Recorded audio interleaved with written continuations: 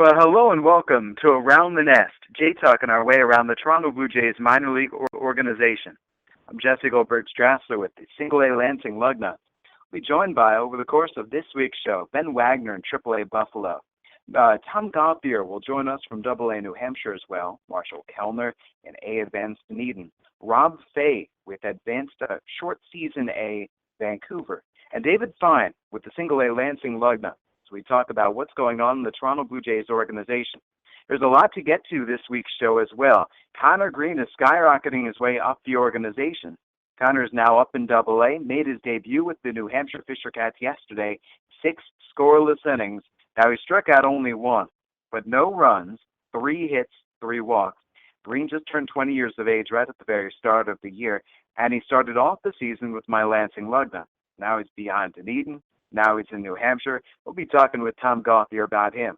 Meanwhile, Chris Heisey was just signed to a contract by the Toronto Blue Jays. He was sent to AAA Buffalo. And, of course, there was Heisey debuting. And on the very first day that he played with the Herd, he delivered the walk-off move to help the Buffalo Bisons triumph. Meanwhile, with Class A Advanced Dunedin, Shane Dawson, who is leading the Midwest League in wins, he had arrived safe and sound, and he has won his first game already in the Florida State League.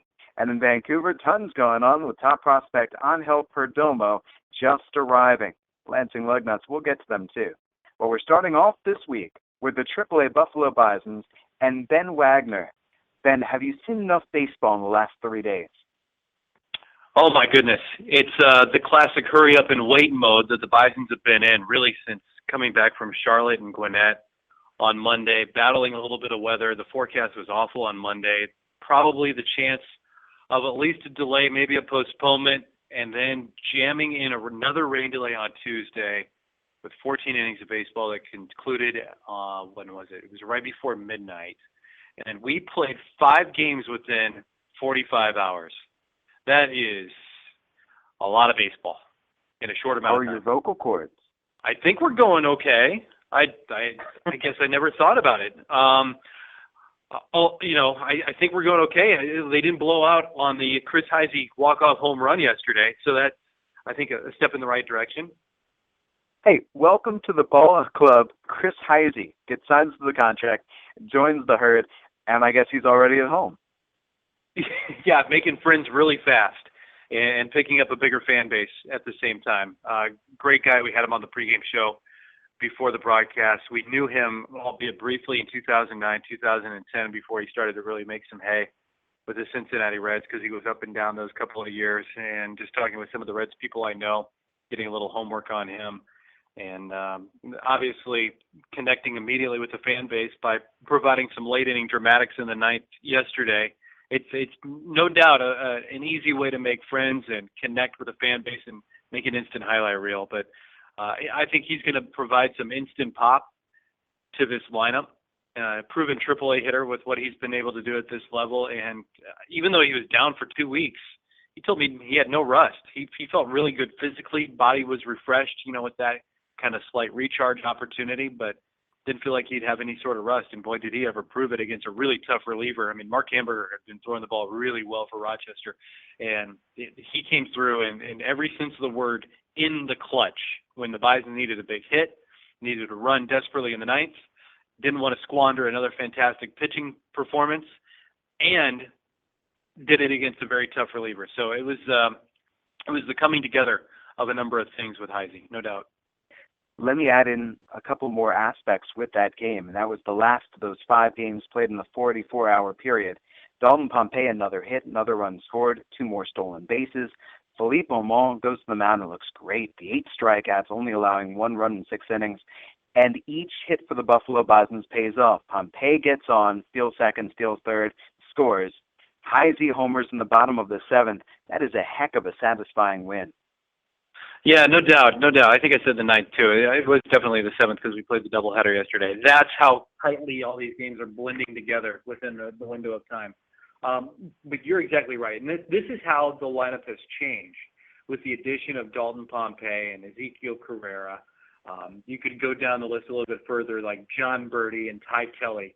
They're dynamic players in the sense that they can perform not only defensively, offensively, but They're pesky when they're on the base pads, and they can take extra bases when they need to. They're heady when they're on the base pads as well, so they can bait defenders into making some mistakes, but they can also change the game, like you said. So all that coming together for the Herd, I mean, that has kind of turned the worm and made it, one, more competitive night in and night out, where you're not looming and waiting on somebody to run into a big home run or to come through with, consecutive hits to go beyond manufacturing, but just driving in that big inning. Now the Bisons can force a big inning by doing it different ways. Yeah, you're going to have a little bit of pop, and Alex Hassan is really swinging the bat really, really well right now.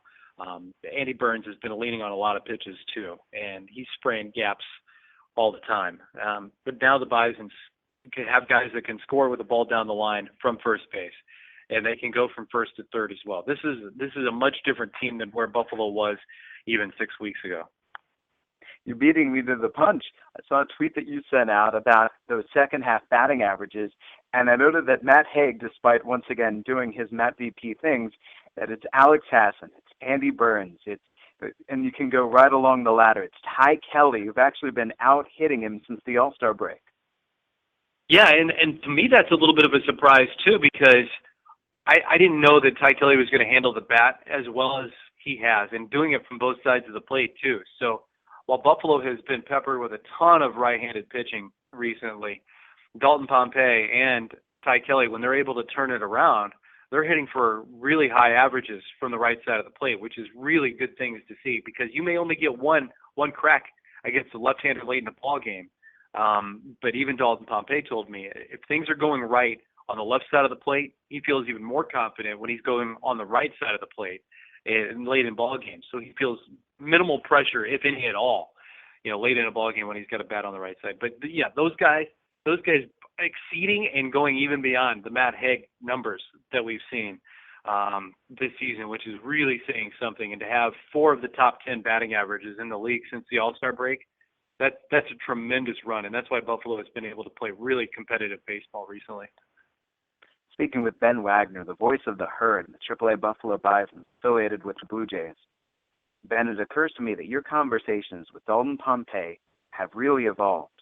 From when he first arrived with the Buffalo Bisons last year and where he was skyrocketing up the system, and then this year coming back from the majors, and then after that stint in Double-A, where he got his confidence and he reworked some things and he matured to where he is now, you were talking baseball with him and talking about all sorts of very different matters than you were before.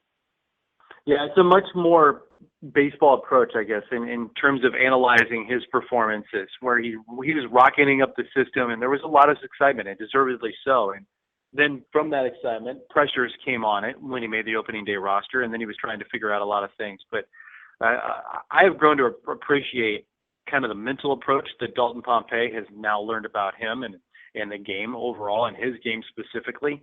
And when you go from just talking about where he's been and now where he wants to get back, it's a much more rounder conversation, I guess, would be a really good way to say it. But Dalton understands so much that's going on within his game and around him too. He's able to break it down and compartmentalize the different things. And it goes from beyond even performing at the plate.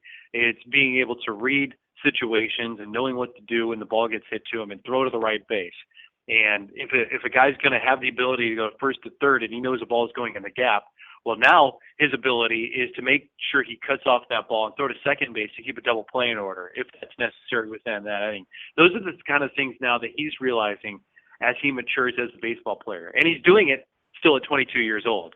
So he's learning these things at a very high level in terms of competition, and he's already been at the highest level where the lights are the brightest.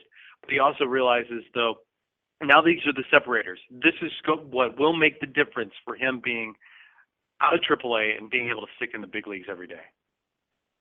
The bullpen for the Buffalo Bisons has featured all sorts of different guys throughout the course of the year. Colt Hines since late April. And then very recently, Ben Rowan was just added. And I call out both of those guys in particular because neither one is allowed a run this August. The Buffalo Bisons are going to compete, are going to keep on plugging forward for that division title and move on into the postseason. They need that bullpen. Ben Rowan and Colt Hines, they're giving you exactly what you want right now. No, there's no doubt about that. And Cole's been so much more crisp. Location of the slider, keeping guys off balance, being in that left-handed matchup role where he can go in, throw a complete inning, or even if he wants to go matchups from Gary Allison's standpoint, when he's looking at a lineup card and he's trying to project where guys will come around in the order. He's had a couple of different roles here with the Bisons. And Ben Rowan, who's been here albeit a week, is your scrape your knuckles on the bottom of the top of the mound, reach down to the bottom of the barrel and then delivery submarine style. He's been a really nice pickup. And another guy that we have in the bullpen like that is Greg Burke. Now Rowan has been instantly successful as well in the role that he's got here, and he's a great story as well to go on top of that. So no doubt, we've got a couple of lights out guys that are going along with even the talking points that you've got in Buffalo all season long, like Steve Delabar and Ryan Tepera, guys that can go up and have proven they can get guys out at the major league level, but now are just kind of shelved here in Buffalo as insurance policies if something does go awry, but also the fact that the numbers game kind of bumped them off a major league roster because they're throwing well enough for the most part of the season to warrant being in the major leagues. We're getting into the last couple of weeks. We're finishing things off in the regular season, and we are saying, yes, there are those players who are stored for insurance policy, but here comes that push. Here comes that moment where I guess those games start to separate for you. Now you've gotten through these double headers, and now you muster your energy for this last round, huh? This is the most exciting part of the year for me because Buffalo has a tendency over, 6 of my 9 years here to really make good runs in August. So you don't even get lost kind of playing out the string and coming to the ballpark every day and dealing with different personalities that are already making, postseason plans or mapping out their NFL draft boards. Guys are coming to the ballpark every day here in Buffalo, trying to make a run at finishing strong, positioning themselves for opportunities in September with the major league roster. There's been a little bit of a turnover as well, so nobody is really, kind of sitting back and resting on their hands. And guys, have an opportunity to push our salary drive a little bit and hit maybe potential career high marks or get to that magic 300 number and try to secure themselves that line on the back of a baseball card or at least on baseballreference.com, or ensure themselves at least employment next year by having a fine 2015 that sets themselves up for 2016 as well. So I think no doubt there's a lot of competitiveness. There's a lot of baseball banter that's still going on in the Buffalo clubhouse, and by no means should Blue Jay fans or even Buffalo fans specifically think that this team is just going to roll over and play out the string. I mean, there's a lot of good baseball, and Buffalo is positioning themselves well against kind of the have-nots of the Northern Division now, playing out the rest of the season within the IL North, where they can really make a run, and hopefully they won't let somebody like Pawtucket or Syracuse play spoilers the rest of the way. Speaking of good baseball, our Around the Nest question of the week this week. The Toronto Blue Jays are red hot at the major league level. We know it. You guys are connected even more than we are in single A. What is the best stretch of games that your Buffalo Bisons have turned in this year? Well, the best stretch of games probably would have to go to the very early start where we had a little bit of everything. We won 14 of 21 to begin the year. That was good. There was a 7-game win streak earlier in the season as well, all part of that. The best run, I was going to say, seeing that question ahead of time, was definitely in April, because that run was about as dominant as you could ask. You got strong starting pitching at the beginning of the year, almost to the surprise, really, of a lot of people when the club broke camp, that they were really surprised that they were getting that consistent starting pitching. Plus then the bullpen, which we all thought would be really, really strong. Bill Schultz was part of it, Ryan Tepera, Steve Delabar. They were part of the makeup, locking down innings late in ball games. And plus doing it with just nasty numbers, high velocity. So they're blowing away guys on the radar gun as well. And then Andy Wilkins and Chris Colabello and Ezekiel Carrera, guys that were game changers in the lineup. Now, Colabello hasn't slowed down at all by doing it in the big leagues as well. He's continuing to mash. But that was definitely the most dominant stretch of baseball that we've had at the beginning of the season, which is good because Buffalo teetered off a little bit, and because of that hot start, they didn't win the division, but now they have a shot to at least make a run at the division now later in the year because of that hot start. But that is by far and away the best patch of baseball the Bisons have played all season. is Ben Wagner. You can find him on Twitter at BenWag247. Meanwhile, the Buffalo Bisons, bisons.com. After those games at home, all of those games at home, including crowds of upwards of 10,000 yesterday and a couple of days ago. Now, Buffalo goes on the road. 3 games at Syracuse starting tonight, 7:05 p.m. Tune in to Ben with the call. 3 games at Rochester, Monday, Tuesday, Wednesday, a Thursday off day, and then a week from today, right back home for a short 3-game homestand against the Syracuse Chiefs. Ben, thank you very much for your time. All right, sounds great, Jesse. Thanks. From Ben Wagner in AAA, I'm Jesse Goldberg-Strassler. It's Around the Nest, Jay-talking our way around the Toronto Blue Jays organization. We'll keep on checking our way in around all of those different affiliates, see what else is going on. I can tell you about some other players outside of the system. Tim LeCastro and Chase DeYoung were traded away by the Blue Jays in exchange for some signing space. The Blue Jays could ink Vladimir Guerrero Jr. to a contract. Tim LeCastro has now been hit by pitches each of the last 2 games he has been played for Rancho Cucamonga. His batting average is still fairly low.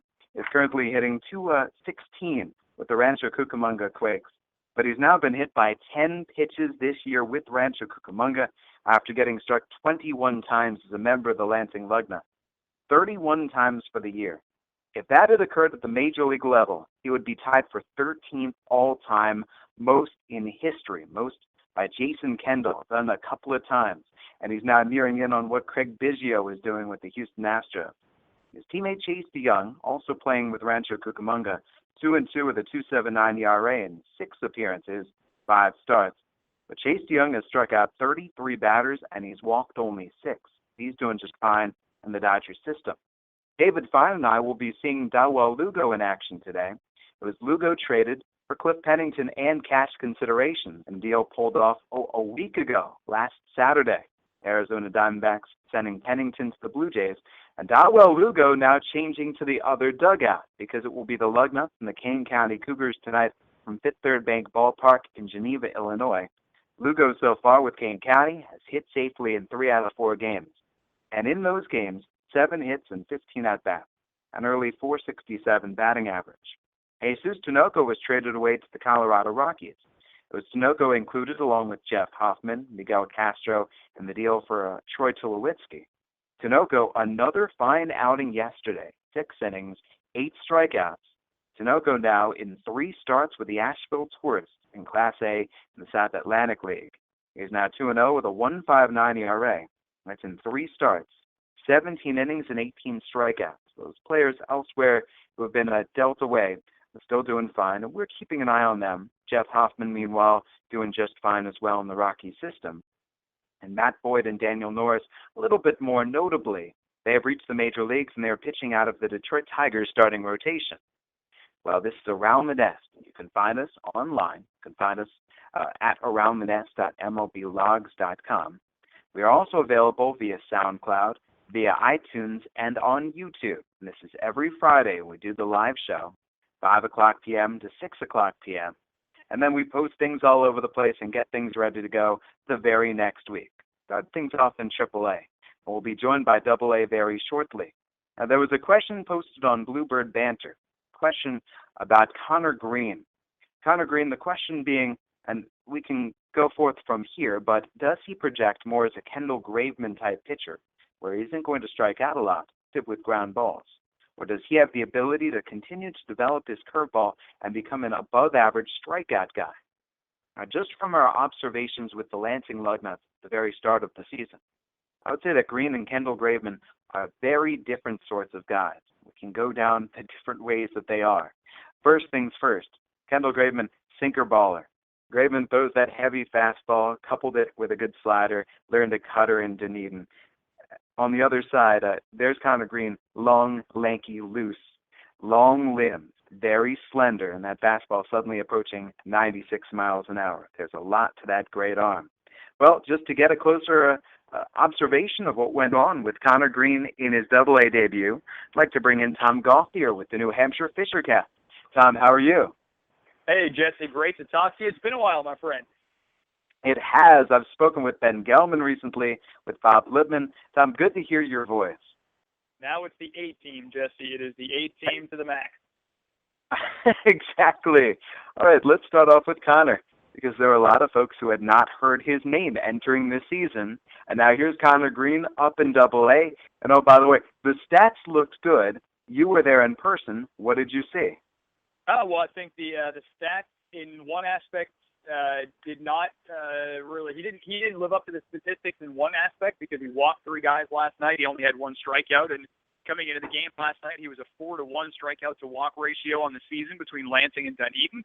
But I think that in terms of his makeup, he's only 20 years old. He pitched aggressively after the game. Bobby Beecham said it was one of the best performances to watch, one of the best games he's watched this year because guys were attacking. Both pitchers just said, you know what, here it is. What can you do with it? And teams combined for 7 hits last night, so the answer was they couldn't do much with it. And the Fisher Cats 1-0 win. But Connor Green was impressive. He kept the ball down. Any trouble that he got into, he worked his way out of it. He induced 3 double plays. He did have trouble throwing first pitch strikes. Only 8 of the 21 hitters that he faced, only 8 of 21 he got ahead of, which is something that he'll want to work on because it's tough to do that and get away with it all the time. He did issue those 3 walks, but I think his strikeout really kind of epitomized his night because he faced a guy that had 3 home runs already in this series. He falls behind 2-0, goes back-to-back changeups with him that are nasty changeups, gets the guy swinging on him. And then I thought, does he go to a third changeup? You know, typically the rule is that you don't do that. Goes to a 96-mile-an-hour fastball right down the gut, and this guy doesn't even swing the bat, just walks out of the box like he had no idea and had no chance, and really he didn't. So it was fun to watch, and, you know, it's definitely a promising start for him on only 70 pitches. Joined by Tom Gauthier, talking Double A New Hampshire Fisher Cats on Around the Nest. This Fisher Cat season, this has been something else from start to finish. With the way things have gone, I was talking to Bob Lippman about this some weeks ago. The Fisher Cats, at the start, things were looking good. Then things took a turn for the worse, and then the Fisher Cats rebounded. And I'm looking at the standings right now, 58 and 56, 7.5 games back of first place Reading. Here we are into the final several weeks of the season. For New Hampshire, what's the key moving forward and trying to get that playoff spot? You know, it's very much that line in The Godfather. Just when you think you're out, they pull you back in. I mean, we've had a couple of times this year where we think, all right, now we're probably dead in the water, and then they come right back. They go 18 and 10 in the month of July. I think for this team right now, they're pitching pretty well. I mean, 1-0 last night. It wasn't a great series against Akron. We had a grand slam that we gave up late, on Tuesday night. So I think there's probably a need for a little more consistency. But right now, they're just not hitting the ball. We still haven't had a 10-hit game this month. We're only 4 and 7 in the month of July, and the team batting average this month is an abysmal 183, by far our worst of the season. And we've dropped almost 10 points in batting average since the beginning of August till now. So hitting the ball is a big thing because I think our pitching's been fine enough. Could it be better? Sure, but I think getting a guy like Connor Green helps, and hoping that some guys in the bullpen can sort of right the ship. A guy like Danny Barnes that struggled down the stretch over the last few outings. Hopefully he gets one more good run in him as he kind of gets towards the innings limit and innings maximum, something he's never really been able to do the last couple of years. So I think, but at first and foremost, this month starts with the offense. Looking over the August stats for the Fisher Cats, and one guy who is hitting .290 in the month of August is Emilio Guerrero. A lot's been talked about with Guerrero about how much his talent level has a great high ceiling and the patience as he starts to figure everything out. How is his development going? You know, I think it's tough to really judge, to be honest with you, Jesse. When he's been in there, he's hit, but he hasn't been in there every day. I mean, we still have some veteran guys on this team, Casey Hobson, Ryan Schimpf, Kevin Nolan, all that have to play on the infield. Jorge Flores, Bobby Meacham had a great comment last night. He goes, he's getting really a lot better every single day. And I know that there was a lot of stuff Jorge had to work on in the beginning of the season, so he's really solidified himself as an everyday starter, as he's been all year when he was hitting over 300. He's not hitting 300 now, but he still deserves that starting role because he's playing better and doing a lot of the little things that they've been working on with him.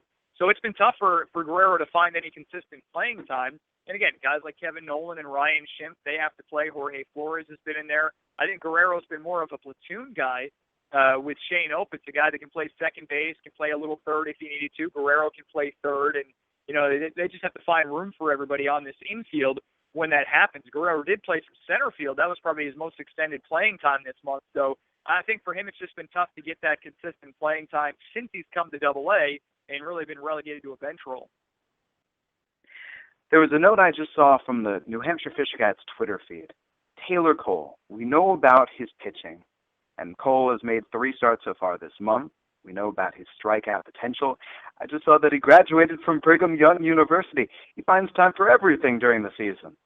Yeah, it's pretty impressive because I remember talking to him about it early in the season and asking him if he wanted to do a baseball camp. Taylor's big on the community stuff, and he said right away, hey, if you need something, come to me. I want to do this stuff. He was the community service winner for the Blue Jays organization a year ago, the winner in Dunedin, and then the overall winner as well. But I asked him early on in the year. He said, I'd love to, but I can't. He goes, I'm still working on school projects. So I think it's a moment of accomplishment for him, and it's certainly a lot of credit due because if I remember correctly, he was drafted as a sophomore. So it's not like he only had to complete a couple of classes. He had to do 2 full years of college to be able to get that degree, and he's done it while playing, and he's done it in a double-A year where it was a struggle to begin with, and he's gotten better in the season the closer he's gotten to graduation. I have no idea how that would work. I have no idea how you can balance at both, and yet both of them you excel, and you increasingly excel as things reach the deadline. Yeah, maybe it's not a coincidence that the better he got, the closer he got to graduation, maybe the workload goes down and he has more time to focus on the actual academic side of things, or focus on the baseball side of things. I'm sure it's just a coincidence, but I'm sure that maybe in the back of his mind, it probably didn't hurt to have that. But yeah, I couldn't go back to school now. If they came back and told me that I had a class I had to complete, it'd be awfully tough to get me to get that degree where I am now and doing what I'm doing before I could even think about going back to school, even if it was just one class. It's Tom Gauthier, voice of the AA New Hampshire Fisher Cats. Is there another player's story who maybe might slip through the cracks, what they're doing off the field, or some efforts putting in that we wouldn't see in the box score? I think it's really gone unnoticed. Dustin Antolin had a bit of a shaky start this season. He wasn't as good as he was last year, wasn't as consistent. He ended up going on the DL with a sore shoulder, and then right around the beginning of July, he just turned it on. In fact, he gave up a couple of runs the other night, 1 earned, 1 unearned. Those were the first runs that he had given up in the second half of the season, over a month worth of outings, 10 outings over the course of that time.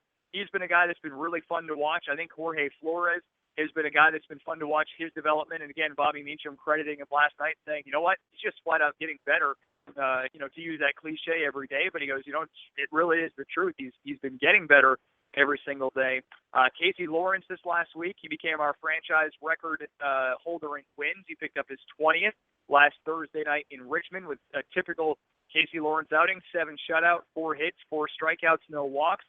He's at 11-10 this season and has been far and away our most consistent pitcher from the opening day till now, even though he had a bit of a rough start of it there the first 4 or 5 outings. And then maybe the guy that's been really fun to watch this year is Shane Opitz. He's played every position except for catcher. He hasn't pitched yet. I know he won't catch. I doubt that he'll pitch this season. But a guy that's been in that lineup, and when he's been in there, he's really produced. He had one stretch, he and Ian Parmley back in June, the team was struggling, and it seemed like when they started a rally, it was him or it was Parmley, and then the other one would finish it. So it's been fun to watch him in the versatility and the that sort of Ben Zobrist role that he's filled for this team this year. Final question for Tom Gauthier in AA New Hampshire, and it's our Around the Nest question of the week. That's simply, with the Blue Jays playing such great baseball at the major league level right now, what is the best stretch of baseball you've seen your Fisher Cats put forth this year? It was definitely during the course of the month of July. I think our longest winning streak, what is it still? We are at, our longest win streak is only 5 games at this point, so it's not like we've had one of those runs where we've gone on there and we've won 15 out of 16, or we've won 12 in a row, or 11 in a row like the Blue Jays have. But we had a stretch there starting at the middle of June. We came back from our really long road trip to Akron, Altoona, and Erie, and then we went on and won 9 out of 12 series, winning 9, splitting 2, and losing only 1 series in that time. And that's an extended period of time that you're talking about there. That's almost 6 to 8 weeks worth of baseball there, and it really all kind of came together and then fell apart when we went to Portland, Maine, of all places. We lost 4 straight there. We were swept, part of a 5-game losing streak. But right up until that point, this team had been probably the best team in the Eastern League. And then, to go 18-10 in July, including a game where you blew a save and had another game rained out in the month of July. It was fun to watch. It was pitching. It was hitting. It was, you name it, up and down the lineup, too. All 25 guys, no matter who came in, somebody contributed every single night, and we got contributions from everybody over the course of that time. Tune in to Tom Gauthier tonight, 7:05 p.m. The New Hampshire Fisher Cats and the Erie Seawolves. They're playing against Erie all weekend long, and then back home next week, a week from today, against the B-Mets of Binghamton, New York. You can find Tom Gauthier also on Twitter, at TomGauthier21. Tom, thank you very much for your time. Good to talk to you, Jesse. Hey, till next week. And from Tom, let's mosey our way on down. Off to the Northwest League, joined by Rob Fay of the Vancouver Canadians. Rob, how are you? I'm good. How are you? Doing very well. We begin with Francisco Rios. Question from Bluebird Banter, and if they weren't going to ask it, I was going to ask it because Rios has been strong recently. How's he look to you in person? He has gotten better each and every start this season. You got to remember, Francisco started 0-4, kind of snake bitten, didn't have a lot of run support, didn't a lot of things working for him. But then all of a sudden, the page turned into the middle of July, and all of a sudden, he got his first win. And last night should have gotten his third. A hard luck loser, man, losing 1-0 to a Hillsborough Hops team that pitched really well. So at the end of the day, it's one of those things where you can get lost in the wins and losses of a season. But I'm looking at how deep he goes into games and how many runs he's giving up. And, you know, he didn't put a runner on second base until the sixth inning yesterday, which shows me that he's really found his groove. We just received a player from Vancouver. Lane Thomas came up along with John Wandling, so technically two, but I want to focus on Thomas. High draft pick, only 19 years of age. From what you saw of Lane, what are his strengths? Well, his strengths are with runners in scoring position. He's a guy that understands the magnitude of the moment, just always seems to be able to put the ball in play. You know, even moving runners around, some of his outs were productive outs. You know, not a guy that strikes out a whole lot. So, you know, you look at Lane for what he is, still a teenager. We call him the baby-faced assassin up here because he is, in fact, a teenager, especially when you look at him. But you know what? There was a guy that has an upside. The side that still needs work is the defense. Memory serves me correct. He's an outfielder that converted to an infielder, and that is a work in progress, to put it nicely. He led our team in errors, but at the same time, he led our team in RBI, so I guess you take the good with the bad. It's fun to hear about that. It's fun to hear about those guys who, whatever it is, however they step up, or whatever their role might be, you just know you can count on them in that space, in that time. Without Thomas, and now seeing the guys who are currently with the team and with the Canadians, we talked about Ryan Hissey, but it's fun just looking at how things have gone. Who are currently your team leaders? Well, you know, if you want to talk out of the bullpen, Andrew Case is still a guy that, of course, you saw at the beginning of the season, still leads the Northwest League in saves, and just is a guy that even comes into a game last night where we were trailing 1-0 and simply needed a 0 in the bottom of the 8th to make sure that we could at least have a shot in the 9th, and comes in and retires the side in order. So, you know, Andrew Case for me out of the bullpen is the 1 and the 1A for Vancouver. Offensively right now, I think we're still looking for guys. There's Gunnar Heitwell, who have a 2 or 3 game stretch, and you know, you look at Justin Atkinson and he'll peak every once in a while, but there's no real one guy that's kind of taken this team on his own. Again, I mentioned last week that Ryan Hissey hits everything right on the button, and that hasn't changed. But unfortunately, it hasn't really produced anything. A name from the past that might resonate is Ryan Metzler. Metzler last night, or pardon me, 2 nights ago, hit his first professional home run, which really surprised me. It is how well he hits it, how hard he hits the ball.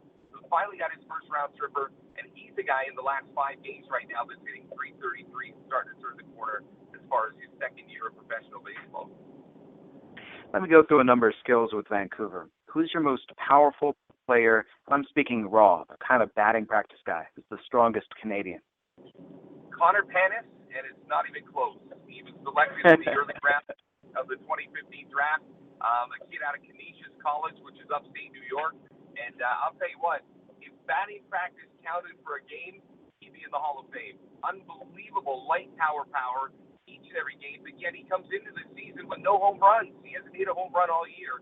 And I think right now he's scratching his head, getting Coach Dave Pano's scratching his head, because you see this gargantuan power, but you just don't see it translated. If he ever finds it, I think he needs a little more bat speed, and he might need to open up his stance a little bit and see the baseball a bit better. But once he gets those 2 things working, I think he's going to be definitely a late bloomer. How about raw speed? Who's the fastest player? Are you basically just asking which guys you can pluck for your playoff run? Is that what I'm getting here? Hey, there might be a little subterfuge, or there might not be. There might be no ulterior motive for asking any of these questions. Totally. Your next call is to Charlie Wilson to make sure that you can get these guys. Listen, when it comes to speed, there's a couple of different guys you can go. Guys that aren't getting a lot of time, but really do still have it. Earl Burrell III, the greatest moniker in sports until Andrew Case has a kid and he names it Brief. But I will say this, Earl Burrell III, Rolando Segovia, and of course you could probably go Gunnar Height if you really wanted to stretch it out. How about on the pitching side? Who throws the hardest? Ooh, boy.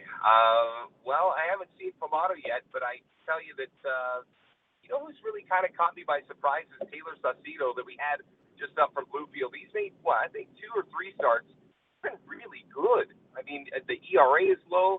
He spots his fastball. If memory serves me correct, in his last outing, he struck out 9. Hard to make a read of this kid in just a couple of starts, but if you were to say you got one game to get into the postseason, who's the guy you want, I'd probably put either Rios or Saucedo out there right now. I saw on the Vancouver Canadians website, as I'm just skipping through the headlines, that after that Saucedo start, it was the idea that, look, we haven't seen very many starts this good all year long for the Seas. Yeah, you know what? We've burned through 2 of our best outings back-to-back from starter Saucedo and Rios. We lost 2 one-run games. I mean, those 2 wins probably put us in first place, or at least right there. Instead, we lose one game in a heartbreaking fashion, 3-2 2 nights ago. And then last night, we pitched as good as we've ever pitched, and we lose 1-0. That 3-2 loss probably turned the entire course of the season for us. That's a 2-1 lead that we have in the 8th. We bring in the bullpen. I'm going to leave the pitchers nameless, but we walked the first 4 hitters of the inning. So you walked in the tying run. Those Hillsborough Hawks didn't even need to bring a bat to the plate, and they got a run. And then all of a sudden, a lazy sac fly to right. The 3rd run comes in, and then we fold in the 9th, and we lose 3-2. Those are the kind of games that you look back over the course of the 76-game season. And if you don't make the playoffs, you're like, that was the night that it all changed. It was really a defining game for us. Let me ask you about Turner Lee. I'm fascinated by guys in the bullpen who can come out and they shut down the other team. I'm just skipping through the stats, and the 3.60 ERA didn't jump out at me. And then I look a little bit closer, and I realize there was one rough outing against Spokane. There were back-to-back games in which he allowed 2 runs to Eugene and Tri-City. And aside from that, especially recently, nobody is hitting Turner Lee.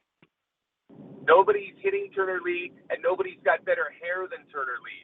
Turner Lee really? Oh, no, wait till you see it, because I know you're going to steal him, too. But no, dead serious.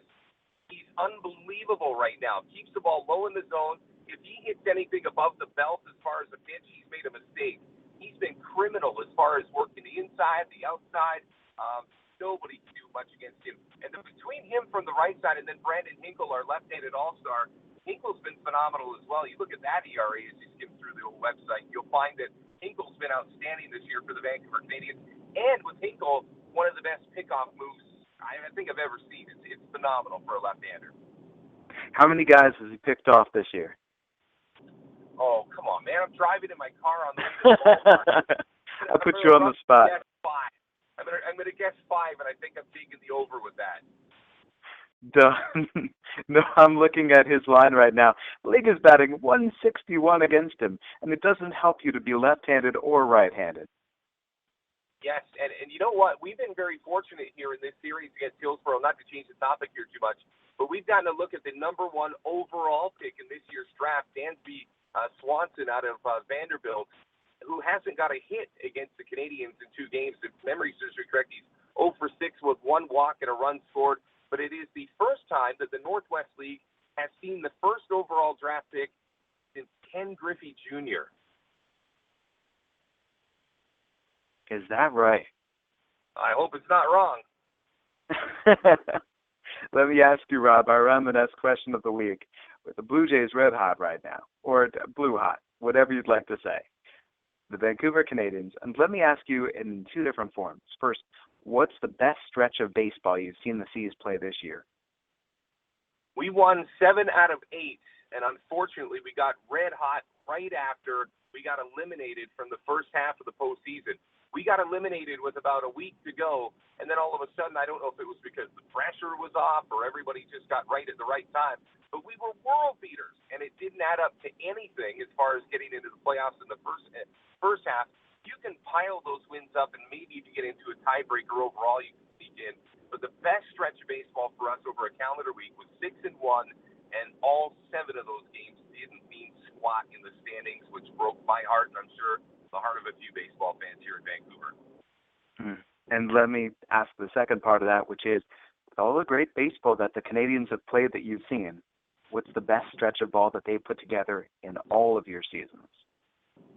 Oh, man, I'll tell you what, and I say this honestly, and it's actually ironic that I'm saying this to you from Hillsborough. Last year's team, the 2014 team with, Barreto and McBroom and Tim LaCastro, and I could Ramon Fields, I could go on all day. That was the best team that I think we've ever fielded. And ironically, of the last 4 years, it's the only time that we didn't win a championship. We won in 2011, where we kind of backdoored our way in. 2012, we were pretty decent, but we beat a better Boise team than us. And then, of course, in 2013, it was just almost like just sheer momentum got us to a third straight championship. But last year, in the second half of the season, you couldn't stop. You couldn't pitch to Fields. You couldn't pitch to LaCastro. You couldn't pitch to Barreto at all. He set a franchise record with 90 hits. You just looked at that lineup 1 through 9, and you thought, boy, this is something special that you're not going to get a chance to see every year. The pitching was decent. The defense was decent. But going into the playoffs last year, I thought, boy, I'm getting ready for my pinky ring. I thought for sure we were going to win a 4th straight championship. And when you start getting sized for rings in August, chances are you're not putting one on in September. Jesse, food for thought for you as you skim through my roster. But I will say this, the best stretch I've ever seen, second half of 2014. Rob Fay with the Vancouver Canadians, on the road at the Hillsborough Hops today, tomorrow, and Sunday, as the Lansing Lugnuts are ready to prepare for a Kane County level right above Hillsborough. And then next week, Rob, my gosh, 3 games against Tri-City. However, first, Monday night, Pat Henkin comes to the ballpark. Then, Tuesday, Marcus Stroman bobblehead giveaway. You'll be shooing the fans away with sticks. Well, I do that anyway. I don't even know. We don't even need that for a bobblehead. But that's just to keep them out of the broadcast booth. What I will say is that, and I wish Pat Henkin could pitch for us, as well as Marcus Stroman. But no, the Stroman bobblehead, we've had people sending us emails from Florida, from Texas, all over the place. They're all looking to get a piece of that little baseball history, I guess you would say, or, keepsake. But Pat Henkin, by the way, for my money, of all the guys that I've met in Major League Baseball, and I'm not going to name drop George Bell, but I will say probably the nicest guy I've ever met, or at least the most polite. He is the Jesse Goldberg Strassler of former Toronto Blue Jays. That does a disservice to Pat, and that overrates me, but I'll take it. Rob, thank you very much for your time. I'm a little disappointed that you didn't call me a legend this week, but next week we'll get it right, I'm sure. Hey, the iconic Rob Fay with the Vancouver Canadians. Find him on Twitter at RobFayNation. Very good, Jesse. All the best. Rob, thank you. And from Rob, with the Northwest League Vancouver Canadians Class Short Season A, we jump up 2 levels to Class A Advanced and the Dunedin Blue Jays, and Marshall Kellner. Marshall, how are you? I'm great, Jesse. How about you? You have a need to go by legend. No, Marshall's fine. Marshall, let's talk about your Dunedin Blue Jays. Let me begin with the player who has spent the majority of the year with the Lugnuts, Shane Dawson, getting the victory with Dunedin, pitching 2 appearances so far in the Florida State League. How has he looked? He's looked good. I was having a conversation with some of the other Dunedin Blue Jays pitchers and some coaches, and they compared him a lot to Mark Burley in terms of stuff, and not quite in terms of the pace.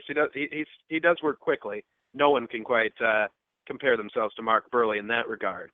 But in terms of the way he is able to keep hitters off balance, especially when he's getting ahead in the count, you've seen a lot of bad swings from opposing batters. And you have to keep in mind, too, that both of his starts have come against the same team, the Daytona Tortugas, who the Blue Jays have struggled mightily against this season. They lost all 6 series against Daytona.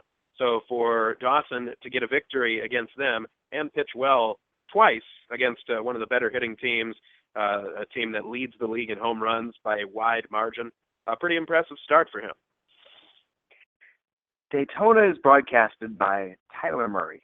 He used to be the voice of the Dunedin Blue Jays, and that, I just think, it's got to be some sort of revenge for him to beat the Dunedin Blue Jays. Setting that aside and setting our feelings for a former friend of Around the Nest aside as well. For your DJs, here we are. We're into August. After a couple of weeks from now, season will be shortly over. And so I turn back to a tried and true fun thing to find out about these guys, and that is, who is the latest player or players that you're seeing breakthroughs from?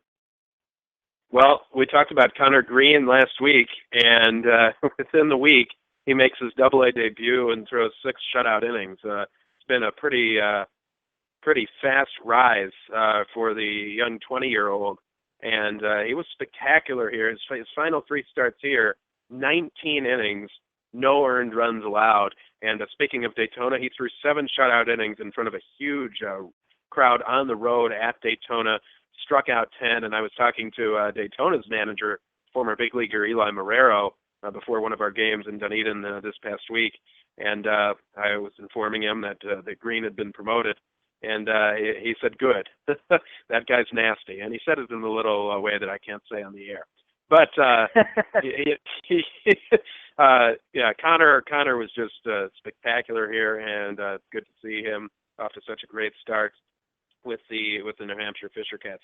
Other than him, it's interesting to see. You mentioned it a few times how guys improve towards the end of the season. Mitch Nays had a really good second half, albeit he struggled the last couple of weeks, but he's hit over 300 in the second half still. Matt Dean is starting to take better and better at bats, lay off some pitches outside of the strike zone. So those are two bigger names that were here to start the season and have been here all year. You certainly have the Anthony Alfords as well, but and then Will Browning, I think, is a guy who came in the other night and got four outs, went 4 up, 4 down, and then went 5 up, 5 down another night. I mean, he has just been everything. And we have now Eric Sakula and Will Browning on the roster. Sakula was the best closer in the league last year, and Browning is the best closer in the league this year, and neither of them is very conventional. Browning throws that's from that sidearm angle, but I think, in pretty short order, he could get right-handed hitters out in the big leagues. And I've talked to a lot of people around here who say the same thing. His stuff is just ridiculous. My guy Griffin Murphy just joined you. Got healthy, ready to go, rehabbed his way back up. He is now a part of that Dunedin Blue Jays bullpen. Is the bullpen right now in better shape than it's been all year? No question. No, you hit it right on the head. I mean, I kind of alluded to it with Sakula and Browning on the back end, but you have a guy like Griffin Murphy who has experience at this level. Good to see him get back after being hurt for the majority of the season. But then, as I talked about on this show before, Brady Dragmeyer, who has an ERA of about 1 in the second half, and since coming back from extended spring training, he's a whole new confident pitcher and is basically unhittable. So you take those 4 guys, and then you have others as well. Alonso Gonzalez has moved more into a starting role now, but and then there's a guy Chris Smith who we picked up from the Yankees. They released him. He's more of a veteran guy. Originally started in indie ball, a great story, and he's been nasty out of the pen. A hard throwing right-hander who gets it up to the mid-90s. So. The bullpen right now in very, very good shape. Normally you would say you're in trouble if you get short starts, but the DJs have a lot of guys they can throw out there to finish games and bridge the gap to Sakula and Browning at the end. There's credit that should go to whenever pitchers are doing well.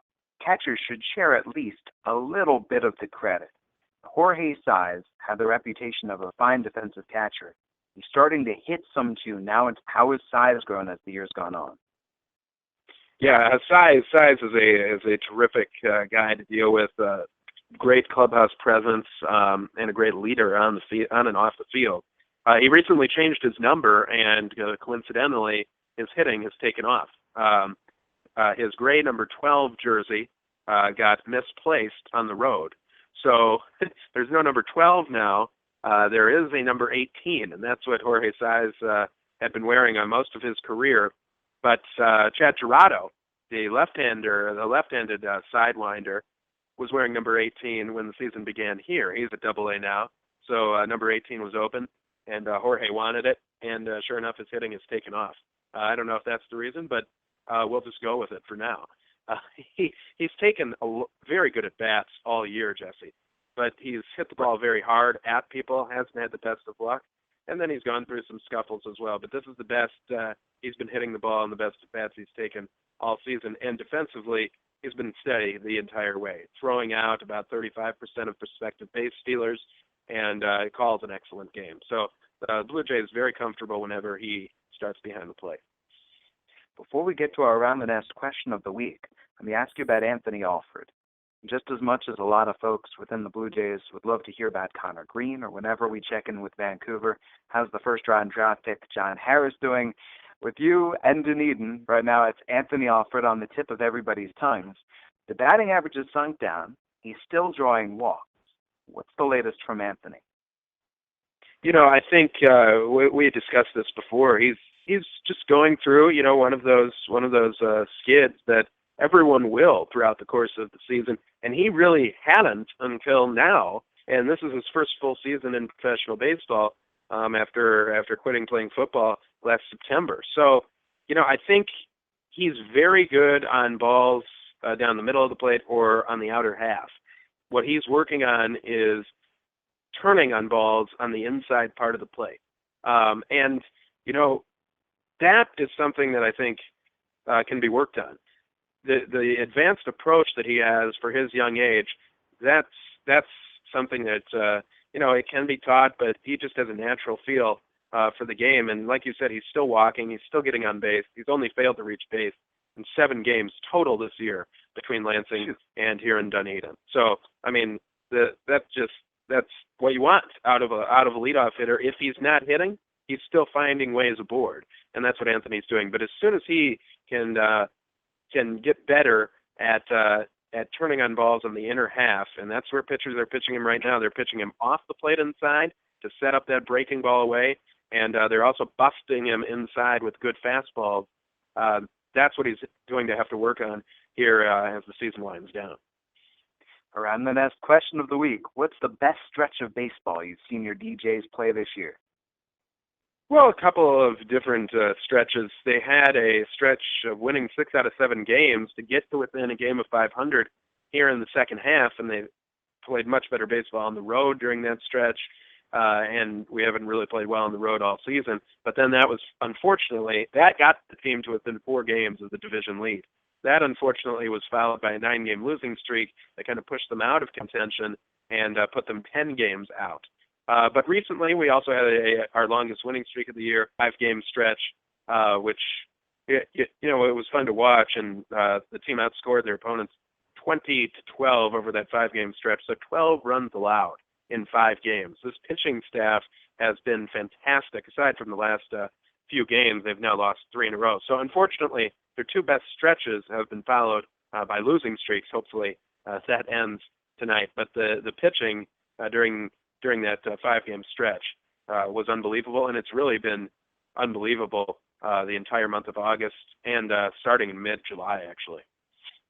On Twitter, he's at Marshall Kellner. Marshall will be calling the Dunedin Blue Jays tonight, 6:35 p.m., taking on Brevard County.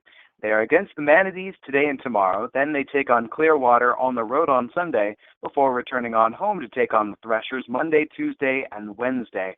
Catch all of the action. You can go to DunedinBlueJays.com for the latest information. Marshall, thank you very much. Thanks, Jesse. Have a great weekend.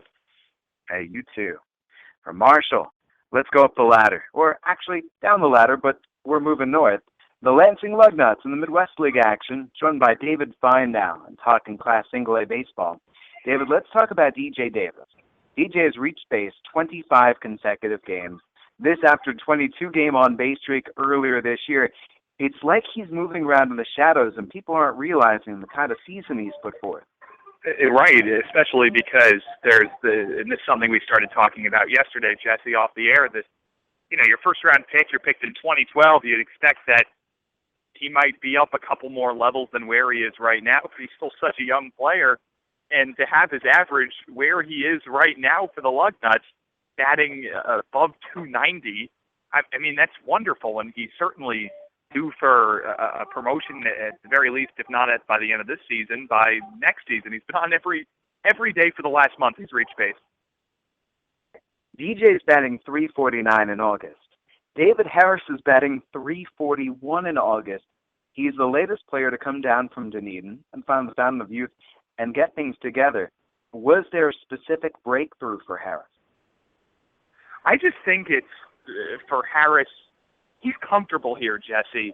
I don't know if there's any one thing specific that's turned him around, because he was a solid hitter with the Lugnuts, before this recent hot stretch. It's just that his average has been bumping up, a couple more extra base hits. You and I both talked to him about this, that he feels like the Blue Jays trust him and they want him to succeed, and for that can go a long way, especially when you were demoted from the level above, Dunedin. Does it feel strange to it all, Dawel Lugo, first a part of the Lansing Lugnuts last week and suddenly on the opposite side of the field wearing Kane County Cougars colors today?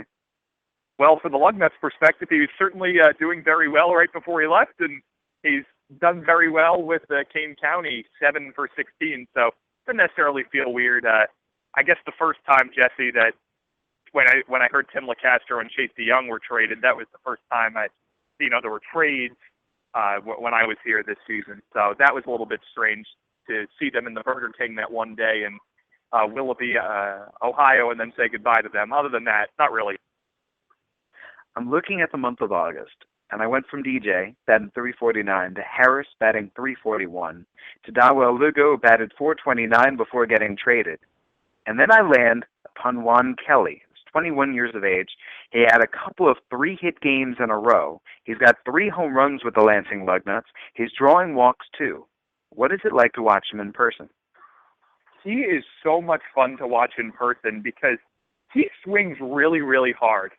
And so even if he misses, it's still fun to see him swing and miss because it looks like he's trying to kill the ball, and there's sort of that ooh that goes through the crowd, or at least the ooh that is in your mind that you generate.